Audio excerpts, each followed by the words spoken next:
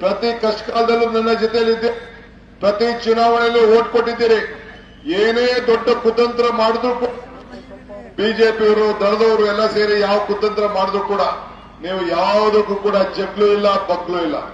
ಇವತ್ತು ನಾನು ಹೇಳ್ತಾ ಇದ್ದೀನಿ, ಜನತಾದಳ ಬಿಜೆಪಿ ಯಾರೇ ಇರಲಿ ಅವ್ರಿಗೂ ಹೇಳ್ತಾ ಇದ್ದೀನಿ, ನನ್ನ ಮನೆ ಬಾಗ್ಲು, ನನ್ನ ಕುಟುಂಬದ ಬಾಗ್ಲು ಎಲ್ಲರಿಗೂ ಕೂಡ ತೆರೆದಿದೆ.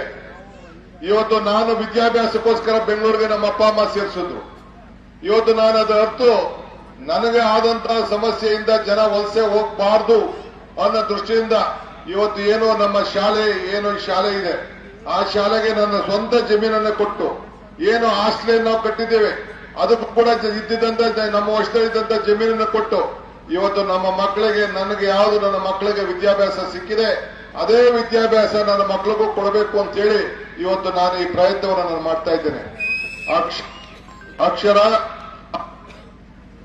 ಅಕ್ಷರ ಆರೋಗ್ಯ ಇವೆಲ್ಲ ಕೂಡ ಕಾಪಾಡಬೇಕು.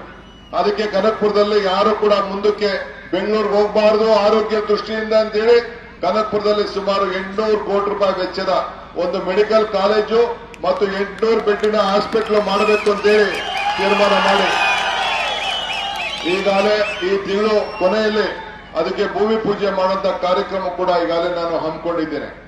ನಾನು ಯಾಕೆ ಮಾತು ಹೇಳ್ತಾ ಇದ್ದೀನಿ ಅಂತಂದ್ರೆ ನಿಮ್ಮ ಋಣ ತೀರಿಸಬೇಕು.